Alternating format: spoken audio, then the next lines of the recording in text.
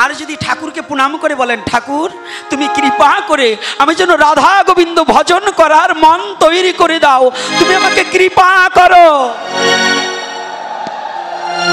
এই বলে ঠাকুরকে প্রণাম করতে হবে। তাহলে আজকে যে বীর সন্ন্যাসী, হ্যাঁ সনাতনী ধর্মের যুবক যুবতী ভালো করে জানো, আমাদের তো এখন ধর্মের লড়াই চলছে, তাই না? কারটা বড়, লড়াইও না, হিংসা চলছে। কে কত দল বাড়াতে পারো, তো একটু ভালো করে শুনে নিন। চিকাগো শহরে যেদিন স্বামী রামকৃষ্ণ পরমহংসদেবের কৃপায় যেদিন স্বামী বিবেকানন্দ গিয়েছিলেন, তখন স্বামী বিবেকানন্দর অল্প বয়স, বয়সটা অতীব অল্প, কিন্তু লঙ্কা যতই ছোট হোক জালটা কিন্তু বেশি। গুরু কৃপা তো। বিবেকানন্দ গিয়েছে, বিবেকানন্দ একখানা শ্রীমদ্ ভগবদ গীতা বুকে যখন চিকাগো শহরে যাবে, রামকৃষ্ণদেবকে প্রণাম করেছে, ঠাকুর আমার ডাক এসেছে, তুমি কৃপা করে আমাকে আশীর্বাদ করে দাও।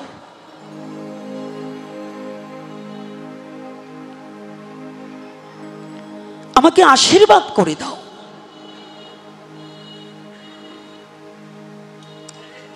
রামকৃষ্ণদেব চিন্তা করলেন, আমি ওকে কি দেব আশীর্বাদ স্বরূপে? রামকৃষ্ণদেব একখানা শ্রীমদ্ ভগবদ গীতা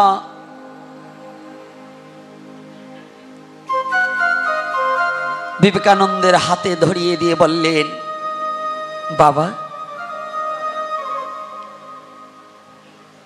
এটা গ্রহণ তো না, এটা সাক্ষাৎ ব্রজেন্দ্র নন্দন ভগবান কৃষ্ণকে আমি তোকে দিয়ে দিলাম।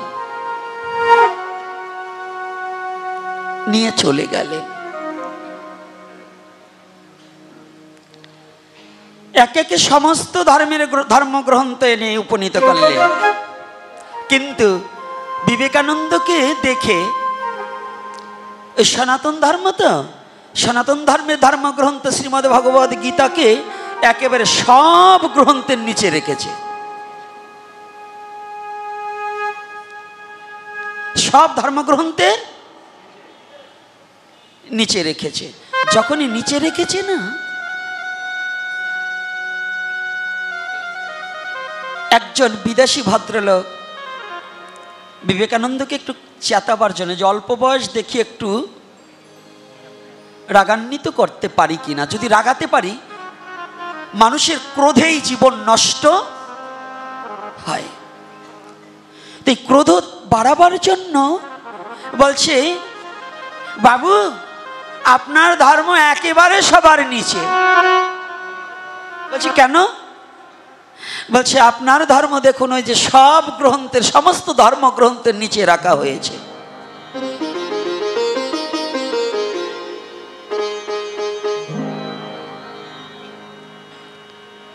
স্বামী বিবেকানন্দ আলোচনার সময় বললেন, কোন সাহেব যেন বললেন যে আমার ধর্ম নিচে, জানেন আমার ধর্ম নিচে রেখেছে কেন?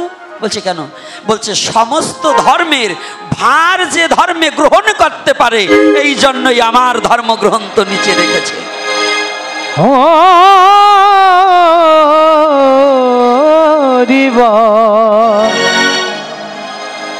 জয় শ্রী রাধে। কথাটা বুঝেন? রাগ না হয়ে কি বলছে? সমস্ত ধর্মের ভার যে ধর্মে গ্রহণ করতে পারে তার নাম কি?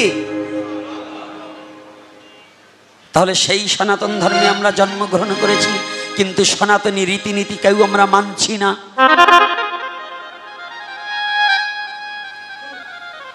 লীলায় যাব, যেখানে রেখে গেছিলাম গতকাল, ওখানে না যেয়ে যাব না, একবার গিয়ে টাচ দিয়ে চলে আসছি, তাই তো আবারও যাব, কিন্তু দুটো কথা না বলে যে পারছি।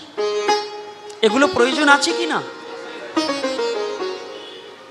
ডায়াবেটিক্সের রুগী খালি মিষ্টি খেলে তো বাড়বেই, আমার অবস্থা যা, কিন্তু তিতেও মাঝে মাঝে খাওয়াতে হবে যাতে ডায়াবেটিক্স কমে যায়। তো আমাদের সমাজে এখন ডায়াবেটিক্সের রুগী, অর্থাৎ মিষ্টি খাওয়ার লোভ বেশি, কিন্তু এতে যে আমার ক্ষতি হবে এটা আমরা বুঝি না।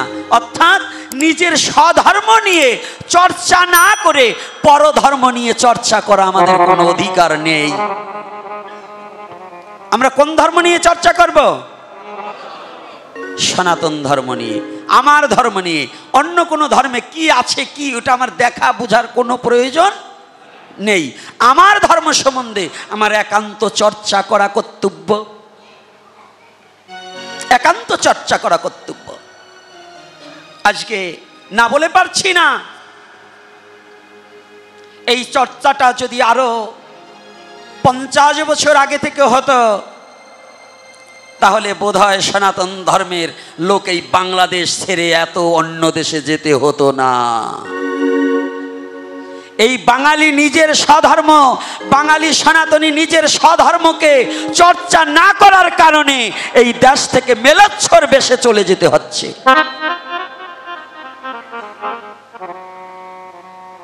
এটা একটাই কারণ, আপনার নিজের স্বধর্মে কি আছে এটাকে কোনোদিন আপনি খুঁজতে শেখেননি।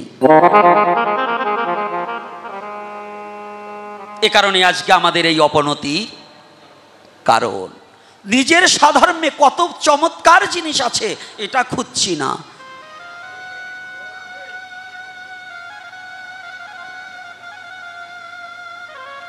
গতকাল যেখানে বলেছিলাম আসি, আবার এই পাড়া থেকে আসি, তারপরে আবার ওখানে যাব, একটু রেখে যাই। গতকাল বলেছিলাম মা উত্তরার গর্ভে ভগবান কৃষ্ণ গিয়ে ভ্রণরূপী পরীক্ষিতকে বক্ষে ধারণ করিলেন।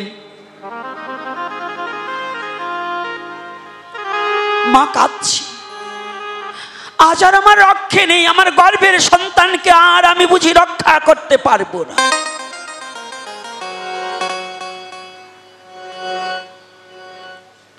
সনাতনী জাতির জন্য শুভ সংবাদ।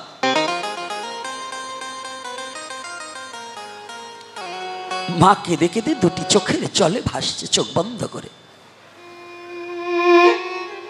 জানেন তো 5টা শ্বশুর যার মহাধনুর্ধর, কোন শ্বশুরকে না ডেকে চিৎকার করছে কৃষ্ণকে, কৃষ্ণ একটিবার তুমি আমাকে রক্ষা করো, তুমি আমার গর্ভের সন্তানকে রক্ষা করো, আমি তোমার চরণে আমার সন্তানকে দান করে দিলাম।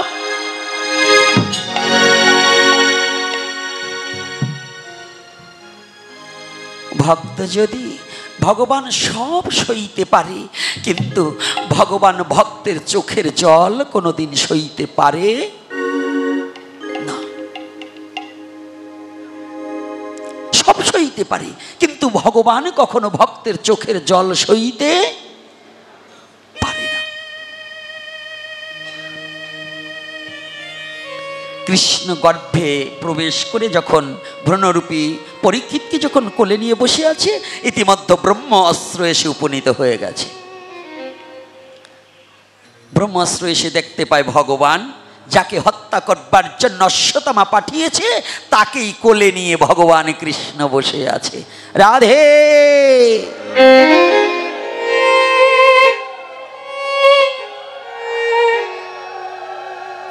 ব্রহ্মাস্ত্র প্রণাম করেছে, তব চরণে প্রণাম প্রভু।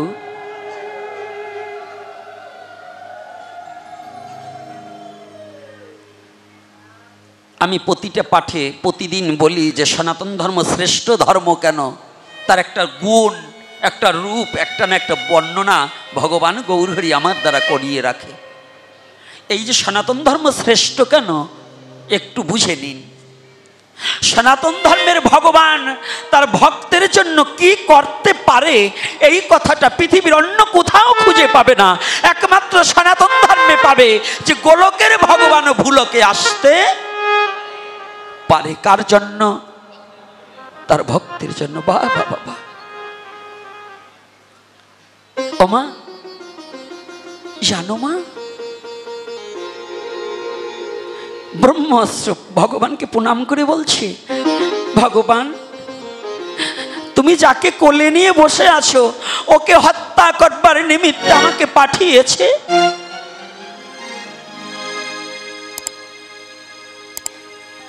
ভগবান কৃষ্ণ বলছে ব্রহ্মাস্ত্র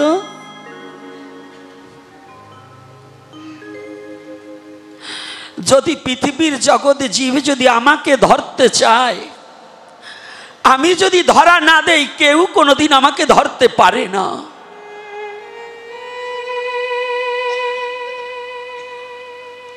জগতে এমন কারো শক্তি নেই আমি ধরা না দিলে সে আমাকে ধরে রাখবে। কিন্তু জানো ব্রহ্মাস্ত্র, এ বিশ্ব জগতে আমি যদি কাউকে ধরি সে আর কোনোদিন পড়ে না।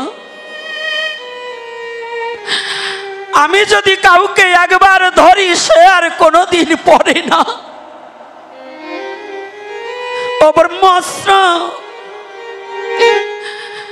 আজ আমি যাকে জড়িয়ে ধরে রেখেছি সে আমার প্রসাদ। প্রসাদ মানে কৃপা। প্রসাদ মানে কৃপা। সে আমার কৃপার পাত্র। ব্রহ্ম অস্ত্র তুমি জানো না, আমার ভক্তের জন্যই আমি সব কিছু পারি। আমার ভক্তের জন্য আমি সব কিছু কন্ট্রোল করতে পারি, সমস্ত কিছু আমি উজাড় করে দিয়ে দিতে পারি। তুমি যে একটিবার যে ভক্তকে হত্যা করবার নিমিত্তে তুমি ছুটে এসেছো, ওই ব্রহ্মাস্ত্র তোমার তেজ যদি ঢালতে হয় আমার বক্ষ পেতে দেব, তবু আমার ভক্তকে নষ্ট হতে দেব না।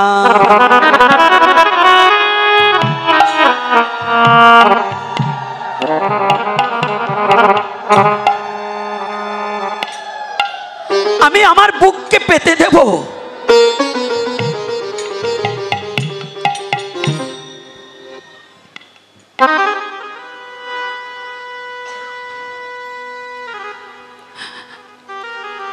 তোমার যত তেজ আছে আমার বুকে ঢেলে দাও। কিন্তু জানো, আমার ভক্তের কোনো বিনাশ নেই।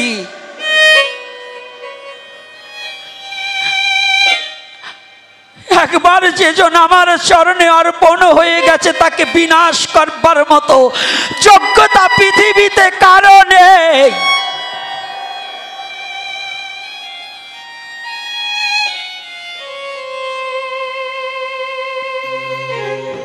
ব্রহ্মাস্ত্র আসো।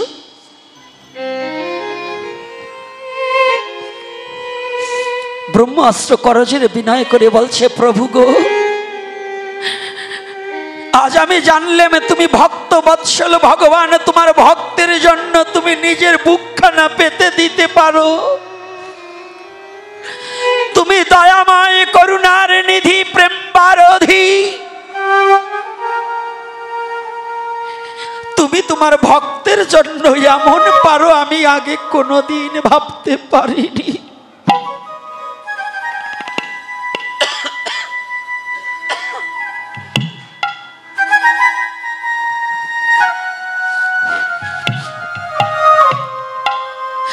আজ দেখলাম তুমি সত্যি ভক্ত বৎসল ভগবান।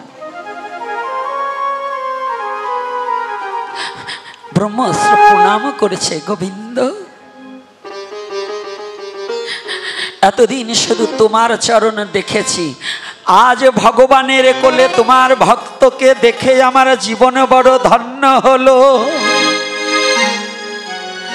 আমি শুধু তোমাকে প্রণাম করি না, আমি তোমার পক্ষে যে তোমার ভক্ত আছে আমি তোমার ভক্তকেও দণ্ডবত করি। হা হা হা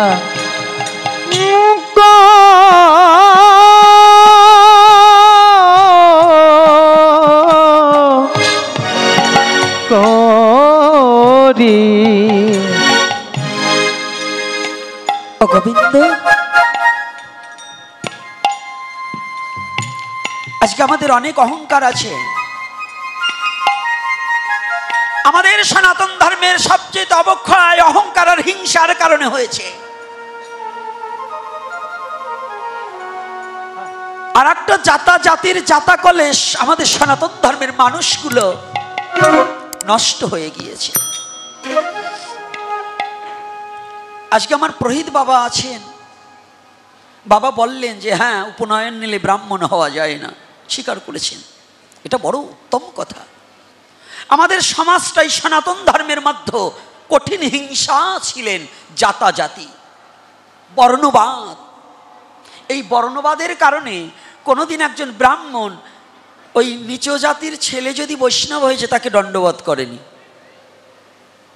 আবার যারাও একটু বৈষ্ণব হয়েছে, প্রকৃত বৈষ্ণব যারা, তাদের কোনো কিছু ছিল না।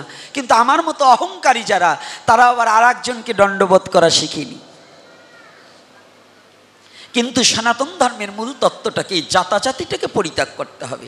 জাতি মানে হিংসা থাকতে কখনো ধর্ম হতে। তাহলে এই যে আমাদের বর্ণবাদ প্রথা, শাস্ত্রে বললেন কি ভক্তের কোনো জাতি নেই। জলের কোনো জাতি আছে? এই জলের জাতি আছে? সব জাতি ওই জলে নামে না? নোংরা পচা আবর্জনা সব থাকে না? তো ভক্ত হচ্ছে জলের চেয়েও পবিত্র, গঙ্গার চেয়েও পবিত্র ভক্ত। গঙ্গা দেবী ভগবান বিষ্ণুর কাছে এই যে গঙ্গা অবতরণ পৃথিবীতে আসলেন, এর কারণ কি?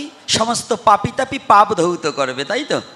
গঙ্গা স্নান করে গঙ্গা ভগবানের কাছে, নারায়ণ দেবের কাছে বলতে লাগলেন, প্রভু আমি যাব না। বলছেন কেন? বলছে পৃথিবীর সমস্ত পাপী আমার গহ্বরে পাপ ধৌত করবে, তাহলে এই পাপ আমি কোথায়, আমি পবিত্র হব কোথায়? সেদিনই ভগবান বলেছিলেন, গঙ্গা তোমার কোনো চিন্তা নেই, সমস্ত পৃথিবীর জীব তোমার গহ্বরে পাপ ধৌত করবে।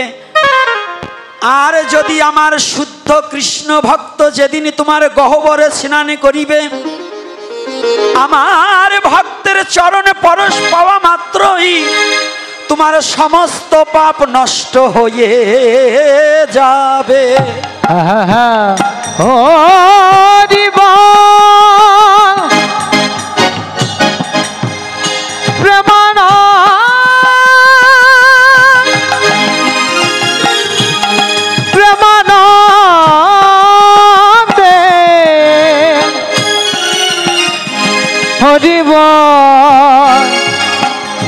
হরিব হরিব।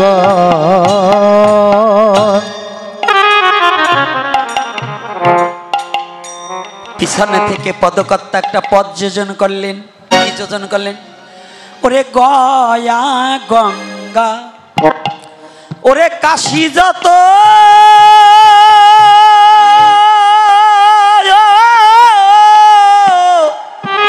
বৈষ্ণবের পদে নত, ওরে সকল তীর্থ এই বৈষ্ণবের চরণ। আরে গয়া গঙ্গা কাশী যত, কাশী যত হরিব,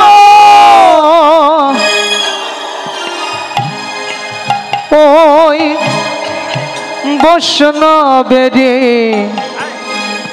ওই পদে নত, সকল তীর্থ বৈষ্ণবের, সকল তীর্থ এই বৈষ্ণবের এই বৈষ্ণবের চরণ। জগতে ওরে গয়া গঙ্গা, ওরে কাশী যত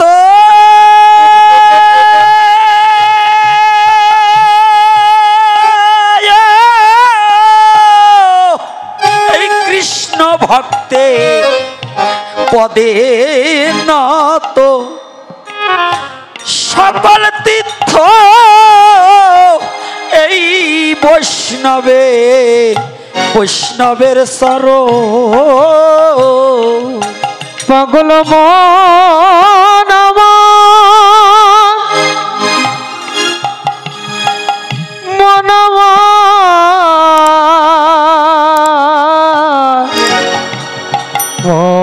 যে মনরে গয়া গঙ্গা ওরে কাশি যত ওমনে কাশি যত বৈষ্ণবের পথে নত এই বৈষ্ণবেরই এই পদে নত সকল তীর্থ বৈষ্ণবের সকল তীর্থ বৈষ্ণবের চরণ এই বৈষ্ণবের এই বৈষ্ণবের চরণ ওই চরণ একদিন আমি করি নাই সম্বল ওরে আমার বৃথায় জহন মানব জনম হলো কারো ওই চরণ আমি করি নাই সম্বল একদিন আমি করি নাই সম্বল ওরে আমার বৃথায় ওই জনম আমার বৃথায় জন মানব মানব জন হলো কারো ওই চরণ একদিন আমি করি নাই সম্বল ওরে আমার বৃথায় জনম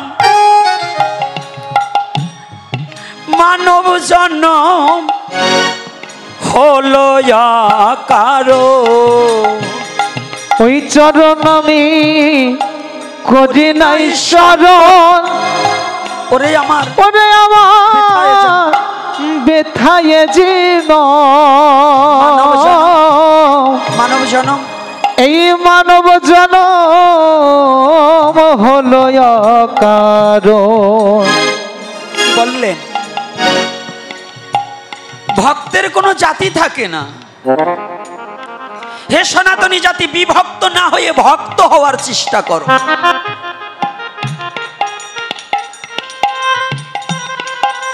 বিভক্ত নয় কে ব্রাহ্মণ কে মুচি কে কামার কে কুমার এটা কোনো কথা নয় ব্রাহ্মণ ব্রাহ্মণ নহে যদি কৃষ্ণ ত্যাজে চণ্ডাল চণ্ডাল নহে যদি কৃষ্ণ ভজে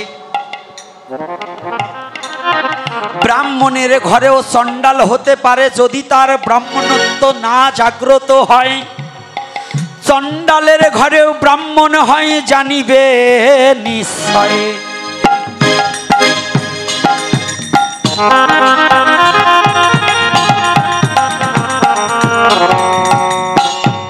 দাঁড়া আজকে বৈষ্ণব হয়েছি তিলক পরেছি মালা পরেছি এই তোরটা খাবো না অমুকেরটা খাবো না আবার বাজারে গেলে সব দোকানের চা খাই রুটি ভাজা খাই আছে না এরকম ব্রাহ্মণ কর্তারা হ্যাঁ আমার ব্রাহ্মণ কুলে জন্ম তোর হাতের তা খাবো নাকি ওই এক জায়গা যখন যাবে ওই জায়গা যে ভঙ্গি ধরবে হ্যাঁ আমি তোর হাতের তা খাবো না জানিস আমার কত বড় কুলে জন্ম আমি ব্রাহ্মণ কিন্তু বাজারের লুচি পুরি সিঙ্গারা খাইতে আর দোষ নাই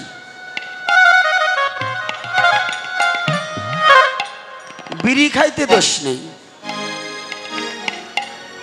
পানের সাথে একটু চুন খাইতে দোষ নেই আবার কালী পূজা করবার গেলে কালী পূজা আবার লেখে হ্যাঁ একটা বোতল আনিও তাই এবার একটু ওখানে দে আর একটু নিজেও গাই কি এরকম আছে না এক কথার উত্তর দেয় না কেন তাই মাতাল ব্রাহ্মণদের পূজা করলে ভাবছেন মদ খাইলে কি হয় হ্যাঁ মদ খাইলে কি হয় কি বাবা মাতাল হয় না তো মাতালের দ্বারা মায়ের পূজা হয় নাকি মাতাল ও মন্ত্র ঠিক বলতে পারবে মদ যে খায় তাকে কি বলা হয় তো মাতাল দ্বারা পূজা করা শিখছেন কোথায় যদি ব্রাহ্মণের ছেলে মদ খোর হয় সিগারেট খোর হয় ওই জর্দা পান খোর হয় ওই ব্রাহ্মণ দিয়ে পূজা করলে ওই সেবাই দিয়ে ভগবানের ভোগ লাগালে কিচ্ছু হবে না কোনো কালে কোনো লাভ নেই হাই আজকে শিক্ষিত ছেলে একজন ব্রাহ্মণের ছেলে অশিক্ষিত তার ভক্তি নাই সর্ব উপরে হচ্ছে কি ভক্তি। একজন বৈষ্ণবের ছেলে, তার ভক্তি নাই, বৈষ্ণবত্ব নাই, আচার বিচার কিছু নেই, সে যদি দাবি করে আমি ভোগ লাগাবো, তো ওর চেয়ে যদি একটা ঋষি বাড়ির ছেলে, একটা মেথর বাড়ির ছেলে যদি সে শুদ্ধ আহার গ্রহণ করে, যদি সে ভালোভাবে থাকে, পবিত্র পরিচ্ছন্নতা থাকে, তার হাতে খেতে কি দোষ আছে? খাওয়া যাবে কি না? যাবে তো? এখন তো বলছেন যাবেন, ঋষি বাড়ি গেলে খাবেন? হ্যাঁ, সেই সময় এই জাতির দোষ আছে, এই জাতির দোষ আছে। জাতাজাতি যতদিন না যাবে ততদিন এই জাতির কোনো উন্নতি। ওই কেউ রাম ঠাকুরের ভক্ত, কেউ গোপীনাথের ভক্ত, কেউ গণেশ পাগলের ভক্ত, এই ভক্ত হয়ে ভক্ত হও, বিভক্ত হইও না। আমরা সবাই সনাতনী। আমরা কি? তাহলে আমাদের স্লোগান কি থাকবে? আমরা কোনো হিংসার পথ না, কোনো বর্ণবাদ আমরা মানব। হ্যাঁ, মানব তাকে যদি কেউ ব্রাহ্মণ হয়, যদি কেউ বৈষ্ণব হয়, যদি কেউ ভক্ত হয়, তার কোনো জাত আমরা মানি না, আমরা তাকে প্রণাম করব। একজন মুচির ছেলে যদি শুদ্ধ ভক্ত হয়, তাকে চরণ ধুয়ে জল খাবো। এটা কে দেখিয়েছে? কে দেখিয়েছে? ভগবান কৃষ্ণ। ভগবান রাম গোহক চণ্ডালের কি করেছিলেন? মিতালি করেনি? করেছে কিনা? ভগবান কৃষ্ণ, আপনি জানেন, একজন দরিদ্র ব্রাহ্মণের চরণ ধোয়েছিল। কার? বাহ বাবা। তো ভগবান অনন্ত কোটি ব্রহ্মাণ্ডের মহাপরিচালক হয়ে যদি একজন কৃষ্ণ ভক্তের চরণ ধোয়াতে পারে, আর তুমি এত বড় জমিদার হয়ে গেছে, একজন ভক্তকে প্রণাম করতে তোমার লজ্জা লাগে? তুমি ভুলে গিয়েছ? একটিবার তাকিয়ে দেখুন, আমরা ভুলে গেছি। আমাদের শুধু হিংসার অনলে দাউ দাউ করে জ্বলছি। কে ব্রাহ্মণ, কে বৈশ্য, কে ক্ষত্রিয়, কে শূদ্র, এসব ভুলে গিয়ে চাতুর্বর্ণাং ময়া সৃষ্টাং গুণ কর্ম বিভাগসু, আমরা তাকেই ঘৃণা করব, তাকেই শূদ্র মনে করব। শূদ্রকে, যে অজ্ঞ, যে কোনো জ্ঞান বিবেক বুদ্ধি যার নাই, তিনি হচ্ছে শূদ্র। এই ঔষধ ব্যবস্থা না, এটা ভগবান করেনি, এটা তৎকালীন সময় বল্লাল সেনের আমলে কিছু বিদগ্ধ ব্রাহ্মণ পণ্ডিত আর কিছু সমাজপতিরা মিলে মানুষকে চেপে রাখার জন্য এই ঔষধ ব্যবস্থা করা হয়। কোনো পুরাণে এত ঔষধ ব্যবস্থার কথা বলা হয়নি। সমস্ত পুরাণে 10 দিন ঔষধ, 11 দিনে শৌচর কথা বলা হয়েছে। কথাটা বুঝছেন না? কিন্তু আমাদের মধ্যে দলাদলি ঠেলাঠেলি বাঁধাচ্ছি। আগে আপনার বিচার্য বিষয়, আমার পুরোহিত যদি শুদ্ধাচারী না হয়, তার দ্বারা ভগবানের সেবা হবে না।